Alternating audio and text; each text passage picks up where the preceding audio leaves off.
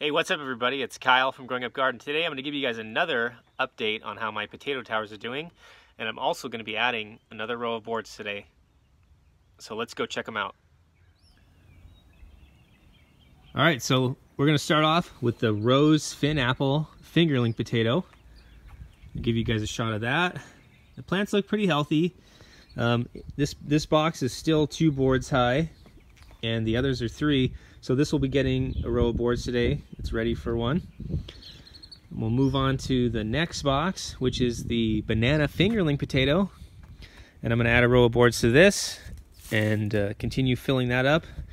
On the last episode, I had to fill in some spots that the potatoes, there was a potato here, but it wasn't growing. It couldn't keep up with the rest, so it got filled in. And I'm going to pan over to the Kennebec potato in front, and this box is doing, probably I'd say it's doing the best. All 4 potatoes are growing great. I might actually have to add 2 rows of boards to this box because this potato is just growing so fast. And the final potato I have is the all blue potato. I still have 3 growing in this container. And I had to cover up one of them that was in this location here because it wasn't keeping up with the rest, which is fine.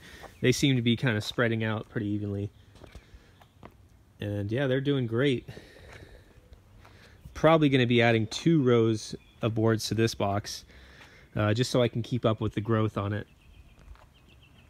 But everything is going good so far. I haven't killed them yet, which is great. That was my goal. Was to get him. My goal is to get him to the top of these boxes and let the potato plants do the rest. So I'm going to add my row of boards and fill them in.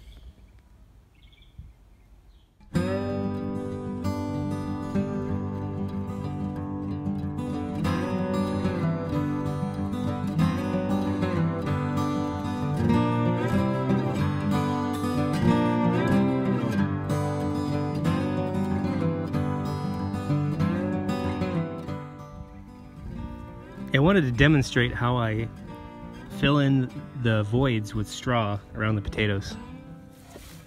So what I like to do is I like to grab the potato plant, grab all the leaves, and I like to pick them up like this, and then stuff the straw in between, inside there like that. Pretty simple. You can actually kind of guide these around if you need to, make more room, a space in between to give them more room to grow. You can push it out closer to the side of the box if needed.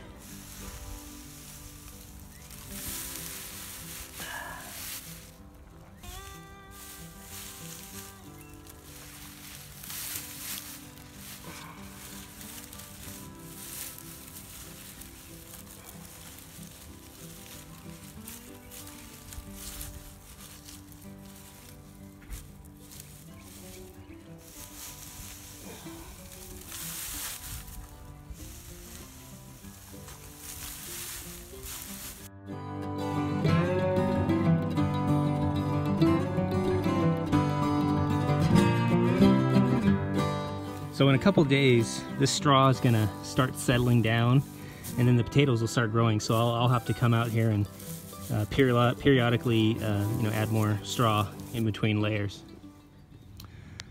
All right, guys. So before I end my video, I just wanted to talk to you guys a little bit about the boards that I'm using for my potato towers. So these boards actually came from my neighbor's fence. One morning, I heard a bunch of banging, so I looked out the window. And I noticed the neighbor had a contractor tearing down the fence. So I actually went over and talked to the contractor and asked him if I could take the wood, and he said, take as much as you want.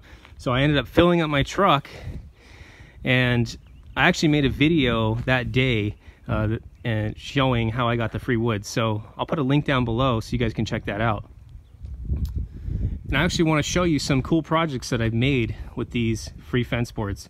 So I'm going to take you guys around the garden and I'll show you everything I've made using free material. even this raised bed that all the plants are growing in. So here's one of the projects I built. I think it's been 2 or 3 years. I built this raised bed out of an old deck.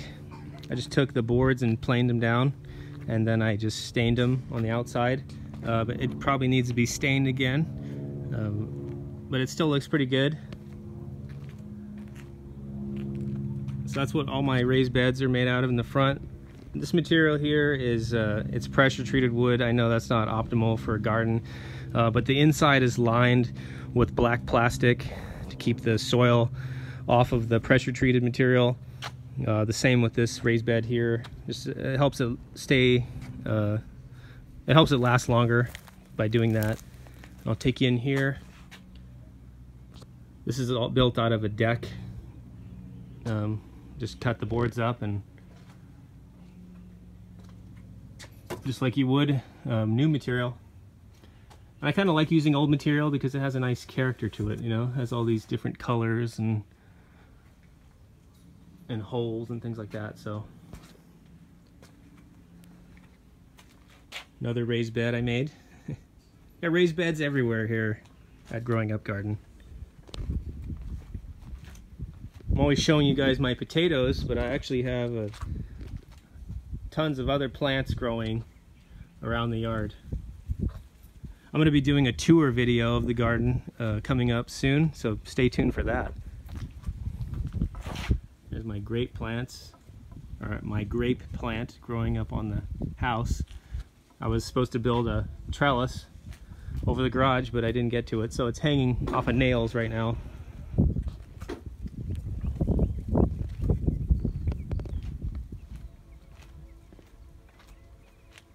Hi, Blake. There's Blake. He just got up from a nap. I was going to show you guys my other little area I'm growing in on the side of my house. I got zucchini, and then for fun, I had a bunch of leftover potatoes from the potato tower test, and I planted a bunch of potatoes in the ground to see what the difference was in yield. Maybe this will give me 100 pounds. I don't know. We're going to find out. Or I might get 100 pounds combined with everything I'm growing here in the garden. We'll see what happens. And I've got a boat in the driveway. A lot of fun. So here's one of the containers I made. This is actually one of the first ones that I built here at the house. So I've got the free fence boards that I got from the neighbors. I recycled those. And the 2x6 lumber was actually in a garbage can at one of my other neighbors' houses, and I just took them out of the can, and the wood was literally brand new at the time, so I didn't really have to do much to it. I think I just sanded it down and then built my box. Yeah, when I built the box, these were all nice and snug and perfect fitting, but over time wood likes to expand and contract. So there's one example of what you can do with some free material. I'll give you a shot of this side. Oop. Bumping into the wind chimes. I'll give you guys a shot of my wind chimes. Those are the super wind chimes, 3-inch tubes. 10 feet long. I think it's 15 feet tall. From the ground to the top. I made those for my wife for Christmas. That was her Christmas present. I'll give you some perspective.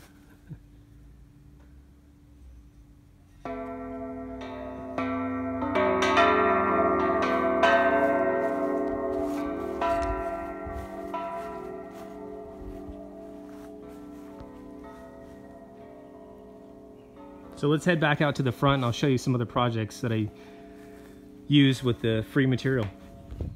All right, so we're back in the front of my house. Here's my fig tree that we planted in a giant container that I built. So I built the container out of some steel that I bought, and then these pieces here are recycled vent tubes from a house that I worked on. And then the wood is the same fence boards that I'm using for the potato towers. Just I didn't plane them down. That's why they look kind of beat up still. But they're still structurally sound boards. So that saved me a few bucks building that. And then I have one more thing to show you guys in the front. I'm just going to flash a picture on the screen.